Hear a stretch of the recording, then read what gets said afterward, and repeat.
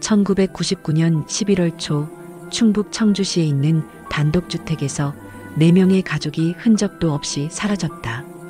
김도현 42살, 그의 아내 박선미 39살, 고등학생 아들 준혁 17살, 그리고 초등학교 3학년 딸 다은 10살.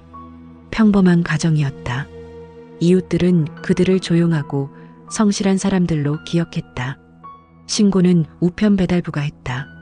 사흘간 쌓인 우편물과 신문, 그리고 굳게 닫힌 현관문. 응답 없는 초인종. 경찰이 도착했을 때 집은 고요했다. 창문은 모두 안쪽에서 잠겨 있었고 현관문 역시 체인 잠금 장치가 걸려 있었다. 강제로 문을 열고 들어간 경찰은 텅 빈 집을 발견했다. 식탁 위엔 며칠 전 먹다 남은 식사가 그대로 있었고 거실 소파엔 접힌 빨래가 놓여 있었다. 마치 잠깐 외출한 것처럼. 하지만 이상한 점들이 있었다. 현관 바닥에는 주님이 곧 오시리라라는 문구가 인쇄된 전단지들이 흩어져 있었다. 거실 벽에는 십자가와 함께 손으로 쓴 성경 구절들이 빼곡히 붙어 있었다. 침실 책상 위에는 두꺼운 노트가 펼쳐져 있었는데 그 안에는 새벽의 문, 선택받은 자, 1999년 12월 31일이라는 단어들이 반복적으로 적혀 있었다. 이웃들의 진술은 더 기묘했다. 한 이웃은 며칠 전부터 밤마다 찬송가 소리가 들렸다고 말했다. 하지만 그 소리는 평범한 찬송가가 아니었다. 너무 느렸고 가사를 알아들을 수 없었으며 무엇보다 사람의 목소리 같지 않았다고 했다. 다른 이웃은 지난주 새벽 3시경 김도연이 흰 옷을 입고 집 앞에 서 있는 것을 봤다고 증언했다. 그는 하늘을 올려다보며 중얼거리고 있었다. 말을 걸려 했지만 그는 마치 다른 세상에 있는 사람처럼 반응이 없었다고 했다. 경찰은 집안 곳곳을 수색했지만 폭력의 흔적이나 침입의 증거는 발견되지 않았다. 단지 4사람이 마치 증발하듯 사라졌을 뿐이었다. 세기말의 불안한 공기 속에서 한 가족이 조용히 세상에서 지워졌다. 1999년 11월은 불안의 계절이었다. Y2K 문제가 전 세계를 뒤흔들고 있었다. 컴퓨터 시스템의 붕괴, 금융 시스템의 마비, 심지어 핵미사일의 오작동까지 세상이 곧 끝날 것이라는 공포가 만연했다. 한국도 예외는 아니었다. 생필품을 사재기하는 사람들, 산속으로 피신하는 가족들, 그리고 종말을 외치는 종교단체들이 곳곳에서 목소리를 높였다. 김도연 가족의 실종 사건은 처음엔 큰 주목을 받지 못했다. 당시 경찰은 비슷한 실종 신고를 하루에도 여러 건씩 접수받고 있었다. 대부분은 가출이나 의도적인 잠적이었다. 세기말의 혼란 속에서 사라지기로 결심한 사람들이 적지 않았다. 김도연 가족 역시 그런 경우로 분류되었다. 채무 기록도 없었고 가정폭력이나 범죄 전력도 없었으며 특별한 위협을 받은 흔적도 없었다. 경찰은 이를 자발적 실종으로 잠정 결론 내렸다. 하지만 담당 형사는 뭔가 석연치 않다고 느꼈다. 집안에 남겨진 물건들, 특히 종교적 상징들이 신경 쓰였다. 그는 이웃들을 다시 찾아가 김도연에 대해 물었다. 그러자 한 이웃이 중요한 증언을 했다. 김도연이 최근 몇 달간 정상적인 교회가 아닌 다른 곳에 출입했다는 것이었다. 새벽의 문이라는 이름의 비인가 종교 모임이었다. 형사는 새벽의 문에 대해 조사하기 시작했다. 공식적으로 등록된 종교단체가 아니었다. 청주 외곽의 한 창고를 빌려 비밀스럽게 집회를 여는 것으로 알려져 있었다. 교주는 윤태성이라는 47살의 남자였다. 그는 스스로를 선택받은 예언자라고 칭하며 1999년 12월 31일에 세상이 끝날 것이라고 설파했다. 하지만 선택받은 12명만은 구원받아 새로운 하늘로 올라간다고 주장했다. 형사는 새벽의 문의 집회 장소를 찾아갔다. 하지만 그곳은 이미 텅 비어 있었다. 11월 초 이후로 아무도 나타나지 않았다고 건물 주인이 말했다. 윤태성도 신도들도 모두 사라졌다. 남은 것은 검게 그을린 촛불 자국과 벽에 휘갈겨 쓴 성경 구절들 뿐이었다. 형사는 불길한 예감을 지울 수 없었다. 하지만 증거도 목격자도 단서도 없었다. 사건은 미제로 남겨졌고 세상은 12월을 향해 달려갔다. 1999년 12월 30일 오전 청주시 외곽의 한 폐가에서 악취가 난다는 신고가 들어왔다. 인근 주민이 며칠 전부터 이상한 냄새를 맡았는데 점점 심해져서 참을 수 없었다고 했다.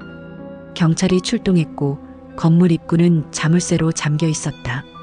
자물쇠를 끊고 들어가자 악취는 더욱 강렬해졌다. 그것은 부패한 고기 냄새였다. 건물은 오래전에 버려진 농가 창고였다. 1층은 텅 비어 있었지만 뒤편에 지하실로 통하는 나무 계단이 있었다. 악취는 그곳에서 올라오고 있었다. 경찰은 손전등을 켜고 조심스럽게 계단을 내려갔다. 그리고 그들이 본 광경은 평생 잊을 수 없는 것이었다. 지하실은 약 20평 정도의 공간이었다. 천장은 낮았고 창문은 없었다. 바닥에는 하얀 천이 깔려 있었고 그 위에 하얀 옷을 입은 시신들이 원형으로 누워 있었다. 총 9구였다. 남자 5, 여자 3, 그리고 10대 남자아이 하나. 그들은 마치 잠든 것처럼 편안한 표정이었다. 손은 가슴 위에 모아져 있었고 눈은 감겨 있었다. 원의 중앙에는 커다란 십자가가 세워져 있었다. 그리고 벽면 전체에는 붉은 페인트로 글씨가 쓰여 있었다. 12월 31일 주님께로 돌아가리라. 선택받은 자들이여 새하늘이 열리리라. 글씨는 떨리는 손으로 쓴 듯 흐트러져 있었다. 바닥에는 빈 약병들과 물컵들이 흩어져 있었다.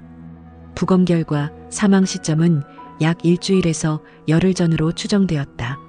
사인은 독극물 복용이었다. 시아나칼륨이 검출되었다. 고통은 빨랐을 것이다. 하지만 일부 시신에서는 손목과 발목에 미세한 멍 자국이 발견되었다. 누군가 그들을 억지로 눕혔을 가능성이 제기되었다. 자발적 자살이 아니라 강제된 죽음일 수도 있었다. 경찰은 시신들의 신원을 확인하기 시작했다. 지문과 소지품을 통해 그들 중 3명이 김도현과 그의 가족임이 밝혀졌다.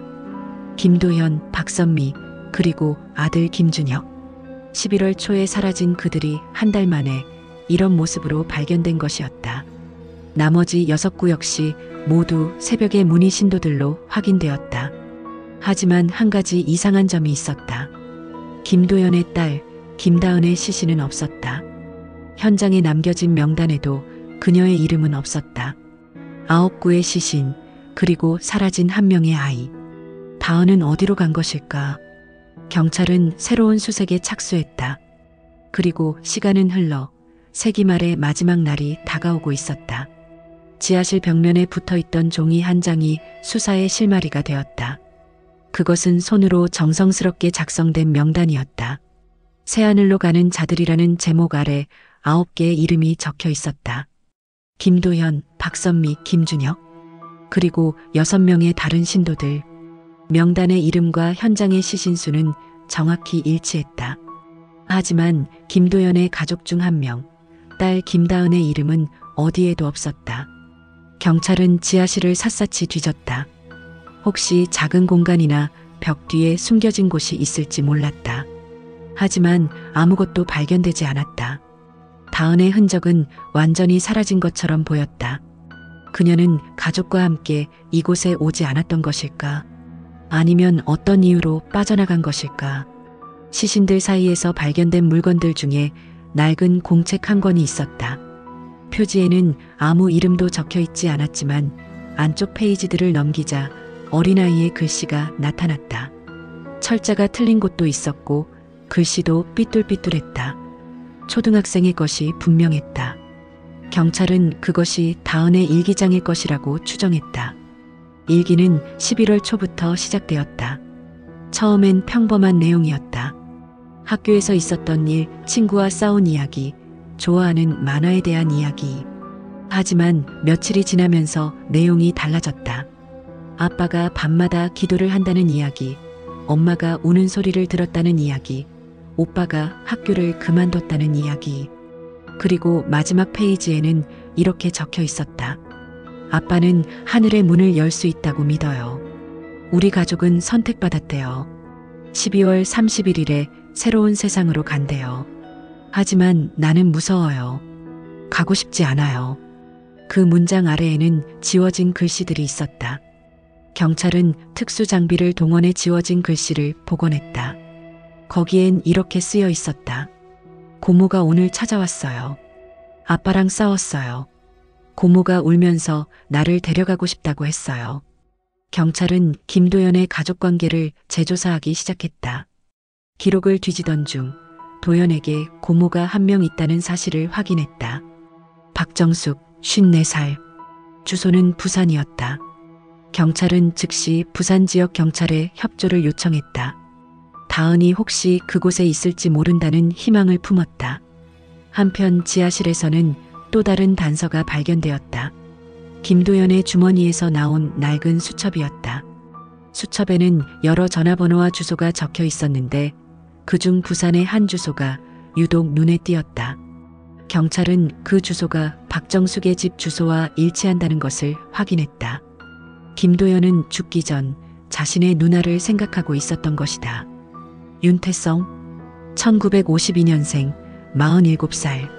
새벽의 문희 교주이자 이 비극의 중심에 있는 인물. 경찰은 그의 행적을 추적하기 시작했다. 그는 원래 평범한 회사원이었다. 1980년대 초반 서울의 한 무역회사에서 근무했다. 결혼도 했고 아이도 둘 있었다. 하지만 1987년 회사가 부도나면서 그의 인생이 틀어지기 시작했다. 실직 후 그는 여러 종교단체를 전전했다. 교회, 절, 신흥 종교 등을 옮겨 다니며 뭔가를 찾으려 했다. 그러던 중 1990년대 초반 그는 스스로 깨달음을 얻었다고 주장하기 시작했다. 자신이 신의 계시를 받았으며 세상의 종말이 곧 다가온다는 것이었다. 처음엔 아무도 그를 믿지 않았다. 가족들조차 그를 정신병원에 보내려 했다. 하지만 1997년 외환위기가 터지면서 상황이 달라졌다. 경제적 붕괴와 사회적 불안 속에서 사람들은 위안을 찾았다. 윤태성은 청주로 내려와 작은 집회를 시작했다. 그의 메시지는 단순했다. 세상은 곧 끝나지만 선택받은 자들만은 구원받는다는 것. 그리고 그 선택받은 자는 정확히 12명 뿐이라는 것. 신도들은 서서히 모여들었다. 대부분 경제적으로 어려운 사람들, 가족 문제를 겪는 사람들, 인생에 지친 사람들이었다. 윤태성은 그들에게 희망을 주었다. 아니, 희망이라는 환상을 주었다. 그는 신도들에게 재산을 바치라고 요구했다. 돈이 많을수록 선택받을 확률이 높아진다고 했다. 또한 가족과의 연락을 끊으라고 했다. 세속과의 인연을 끊어야 순수해진다고 했다. 김도연은 1998년 말에 새벽의 문에 들어왔다. 그는 성실한 신도였다. 집회에 빠지지 않았고 윤태성의 말을 철저히 따랐다. 곧 그는 12제자 중 한 명으로 선택되었다. 12제자는 구원이 보장된 자들이었다. 도연은 기뻐하며 가족들을 집회에 데려왔다. 아내 선미와 아들 준혁도 점차 교리를 받아들였다. 하지만 딸 다은은 달랐다. 그녀는 두려워했고 거부했다. 경찰은 윤태성의 최근 행적을 추적했다. 그는 11월 초 이후 완전히 자취를 감췄다. 신도들과 함께 지하실로 들어간 것으로 보였다. 하지만 지하실 현장에서 그의 시신은 발견되지 않았다. 9구의 시신, 그 중에 교주는 없었다. 그는 신도들을 죽음으로 몰아넣고 혼자 살아남은 것일까? 출입국 기록을 조회하던 중 충격적인 사실이 드러났다. 윤태성은 12월 27일 인천국제공항에서 필리핀행 비행기에 탑승했다. 지하실에서 시신들이 부패하고 있을 때 그는 이미 나라를 떠났던 것이다. 경찰은 인터폴에 국제 수배를 요청했다. 하지만 필리핀은 넓었고 그의 행방을 찾기는 쉽지 않았다. 윤태성은 그림자처럼 사라졌다. 경찰은 김도연의 주변 인물들을 하나하나 조사했다. 친척, 친구, 직장 동료. 하지만 대부분 최근 몇 달간 도연과 연락이 끊겼다고 진술했다. 그는 새벽에 문에 빠진 후 점점 세상과 단절되었던 것이다. 전화도 받지 않았고 만나자는 약속도 거절했다. 사람들은 그가 이상해졌다고 느꼈지만 깊이 개입하지 않았다. 그것이 그들의 마지막 모습이었다. 박정숙, 김도연의 고모이자 이 사건의 유일한 실마리. 경찰은 그녀에 대해 조사를 시작했다. 그녀는 부산에서 작은 식당을 운영하고 있었다. 결혼했다가 이혼했고 자식은 없었다. 조카인 도연과 다은을 무척 아꼈다고 이웃들이 증언했다. 특히 다은을 친자식처럼 여겼다고 했다. 이웃들의 증언은 더욱 구체적이었다. 한 이웃은 지난 11월 초 박정숙이 급하게 청주로 올라갔다가 일주일 만에 돌아온 것을 기억했다. 돌아올 때 그녀는 몹시 우울해 보였고 며칠간 식당 문을 닫고 집에만 있었다고 했다. 다른 이웃은 박정숙이 전화로 누군가와 격하게 다투는 소리를 들었다고 했다. 내용은 정확히 들리지 않았지만 미쳤냐, 정신 차려라 같은 단어가 들렸다고 증언했다. 경찰은 청주의 김도연 집 이웃들에게도 다시 물었다. 그러자 한 이웃이 중요한 정보를 제공했다. 11월 초 김도연의 집에 중년 여성이 찾아온 것을 봤다는 것이었다. 그 여성은 도연의 고모라고 자신을 소개했다. 이웃은 그날 저녁 집안에서 고함 소리가 들렸다고 했다. 싸우는 소리였다. 여자의 목소리가 특히 컸다. 정신 차려, 애들 생각은 안 하냐, 사이비에 속은 거야 같은 말이 들렸다고 했다. 그리고 이틀 후 같은 이웃은 박정숙이 다은의 손을 잡고 집에서 나오는 것을 목격했다. 다은은 작은 가방을 들고 있었고 고모는 급한 걸음으로 아이를 데리고 갔다. 이웃은 그저 친척 집에 놀러 가는 것이려니 생각했다. 하지만 그 후로 다은은 다시 돌아오지 않았다. 그리고 사흘 후 김도연 가족 전체가 실종되었다. 경찰은 박정숙이 다은을 구하려 했다는 가설을 세웠다. 그녀는 도연이 사이비 종교에 완전히 빠진 것을 알았다. 가족 전체가 위험에 처했다는 것도 느꼈다. 하지만 성인인 도연과 선미 그리고 이미 세뇌된 준혁을 설득하기는 불가능했다. 그래서 그녀는 최소한 어린 다음만이라도 구하기로 결심했을 것이다. 12월 30일 오후 부산 경찰이 박정숙의 집 앞에 도착했다. 작은 단독주택이었다. 초인종을 누르자 잠시 후 문이 열렸다. 50대 중반의 여성이 나타났다. 그녀의 얼굴은 창백했고 눈은 충혈되어 있었다. 경찰이 신분을 밝히자 그녀는 비틀거렸다. 그리고 조용히 말했다. 안으로 들어오라고. 다은이가 있다고. 경찰은 집 안으로 들어갔다. 거실 소파에 작은 여자아이가 앉아 있었다. 10살 김다은이었다. 그녀는 살아 있었다. 다은은 고모의 집 거실 소파에 웅크리고 앉아 있었다. 창백한 얼굴, 초점 없는 눈빛. 경찰이 다가가자 아이는 움찔했지만 도망치지는 않았다. 그저 고개를 숙인 채 무릎을 끌어안고 있었다. 경찰은 조심스럽게 신원 확인을 시작했다. 이름을 물었고 나이를 물었다. 다은은 작은 목소리로 대답했다. 그리고 경찰이 목의 흉터를 확인하자 그녀가 김다은임이 확실해졌다. 박정숙은 부엌에서 차를 끓이며 손을 떨고 있었다. 경찰은 그녀에게 무슨 일이 있었는지 물었다. 그녀는 한참을 침묵하다가 천천히 말을 시작했다.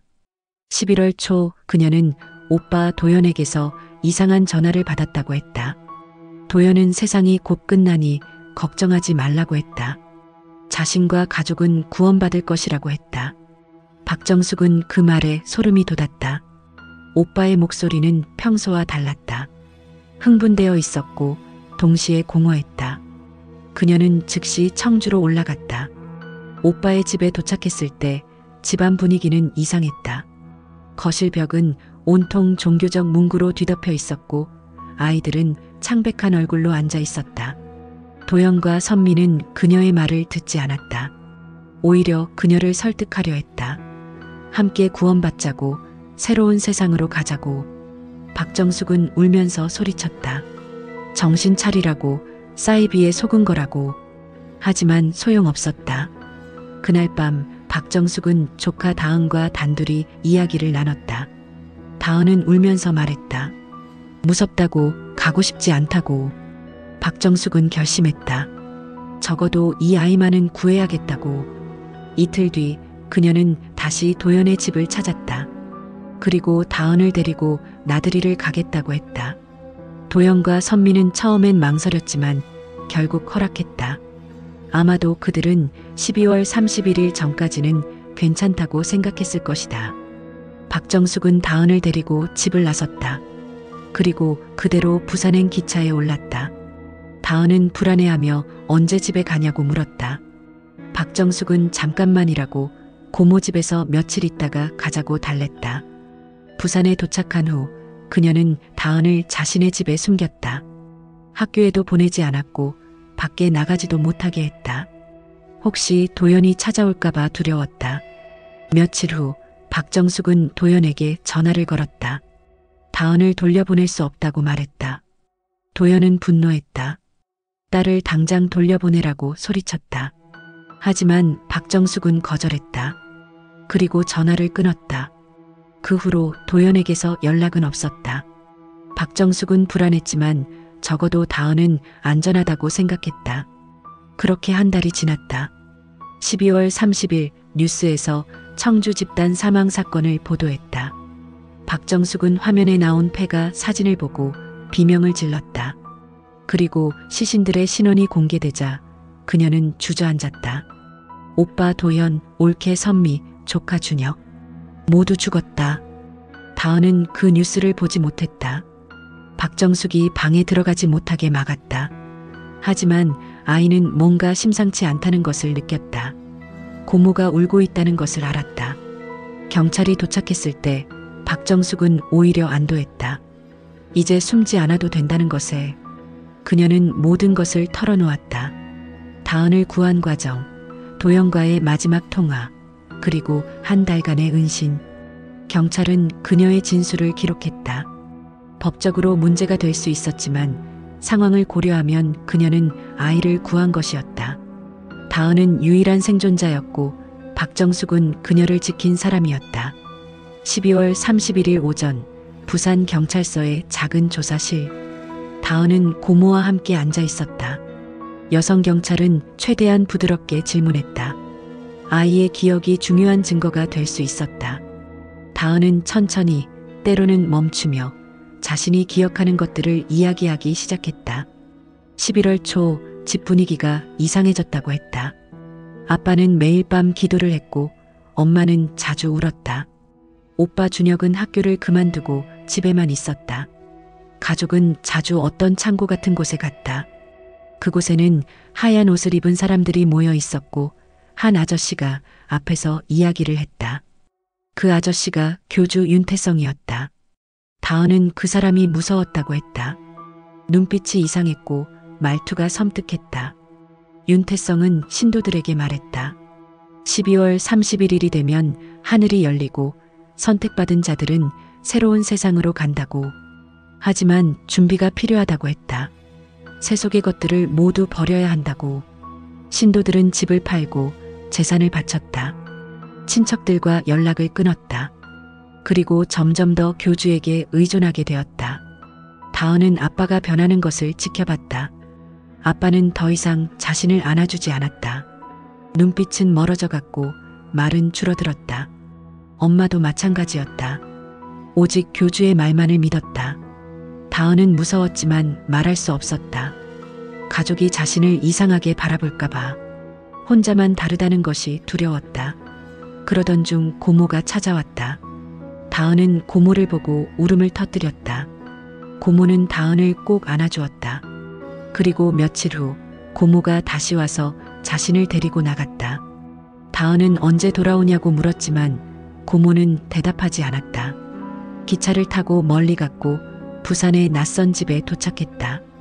고모는 당분간 여기서 지내자고 했다. 다은은 가족이 보고 싶었지만 동시에 안도했다.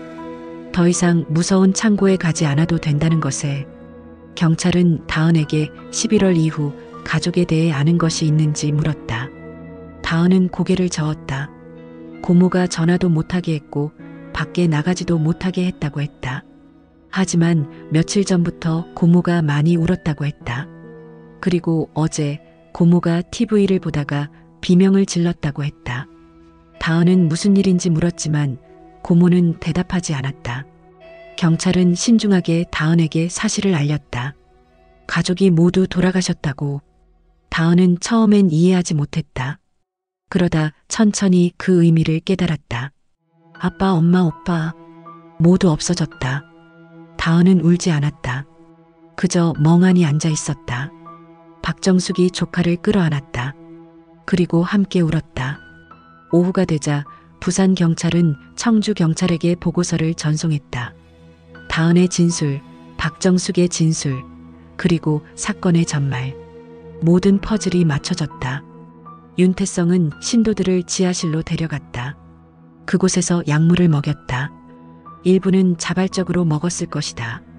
하지만 일부는 강제로 먹였을 가능성이 높았다. 시신들의 손목과 발목에 있던 멍이 그 증거였다. 신도들이 쓰러지자 윤태성은 그들을 원형으로 배치했다. 마치 의식을 치르듯. 그리고 벽에 글씨를 썼다. 12월 31일 주님께로. 모든 준비를 마친 후 그는 혼자 지하실을 빠져나왔다. 신도들은 죽어가고 있었지만 그는 살아남았다. 구원은 거짓이었다. 새하늘은 없었다. 오직 죽음만 있었다. 12월 31일 밤 세상은 YK를 맞이하려 준비하고 있었다. 하지만 지하실의 9명에게 내일은 오지 않았다. 그들의 시계는 영원히 1999년에 멈춰 있었다. 다음만이 살아남았다. 고모 덕분에.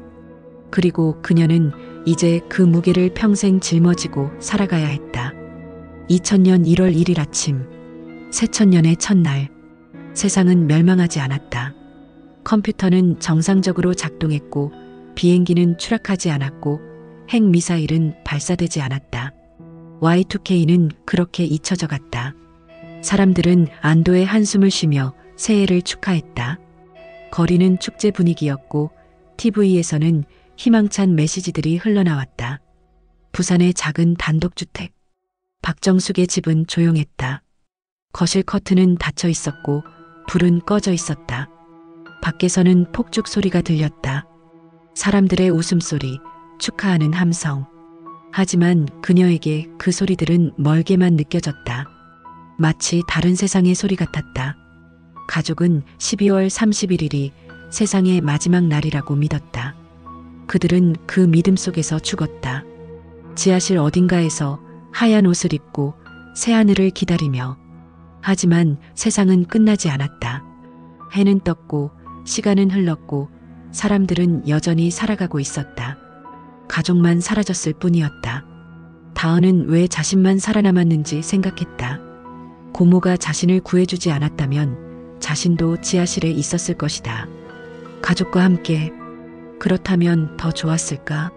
아니면 지금처럼 혼자 남는 것이 맞는 걸까? 답은 없었다. 그저 무거운 침묵만이 가슴을 짓눌렀다. 박정숙은 부엌에서 차를 끓이고 있었다. 손은 여전히 떨렸다. 오빠를 구하지 못했다는 죄책감, 조카를 지켰다는 안도감, 그리고 앞으로 어떻게 살아가야 할지 모르겠다는 막막함. 복잡한 감정들이 뒤섞였다. 그녀는 찻잔을 들고 다은의 방으로 갔다. 문을 노크하고 들어가자 아이는 그대로 누워 있었다. 박정숙은 침대 옆에 앉았다. 그리고 다은의 손을 잡았다. 아무 말도 하지 않았다. 위로의 말도 괜찮다는 거짓말도 하지 않았다. 그저 함께 있어줄 뿐이었다. 다은은 고모의 손을 꼭 잡았다. 그리고 천천히 눈물을 흘리기 시작했다. 참았던 눈물이 터져나왔다. 박정숙도 함께 울었다. 두 사람은 그렇게 한참을 울었다. 창밖에서는 여전히 축하 소리가 들렸다. 새로운 천년, 새로운 시작, 새로운 희망. 하지만 이 작은 집안에서는 시간이 멈춘 것 같았다. 다은과 박정숙은 과거에 붙잡혀 있었다. 1999년의 그림자가 아직도 그들을 덮고 있었다. 오후가 되자 햇빛이 커튼 사이로 스며들었다. 다은은 침대에서 일어나 창문으로 다가갔다. 커튼을 살짝 열자 밝은 빛이 쏟아져 들어왔다. 거리에는 사람들이 걷고 있었다. 아이들이 뛰어놀고 있었다. 세상은 여전히 돌아가고 있었다. 아무 일도 없었다는 듯이 다은은 생각했다. 아빠가 믿었던 새하늘은 없었다.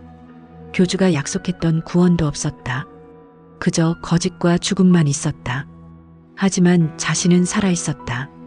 아직 10살이었고 앞으로 살아가야 할 날들이 남아있었다. 그것이 축복인지 저주인지는 알 수 없었다. 박정숙이 다은의 옆에 섰다. 두 사람은 나란히 창밖을 바라봤다. 세상은 변하지 않았다. 사람들은 여전히 웃고 울고 살아갔다. 다만 9명이 사라졌을 뿐이었다. 그들의 자리는 비어 있었고 그 빈자리는 영원히 채워지지 않을 것이었다. 다은과 박정숙은 조용히 눈물을 흘렸다. 2000년의 첫날 그들의 슬픔은 시작되었다.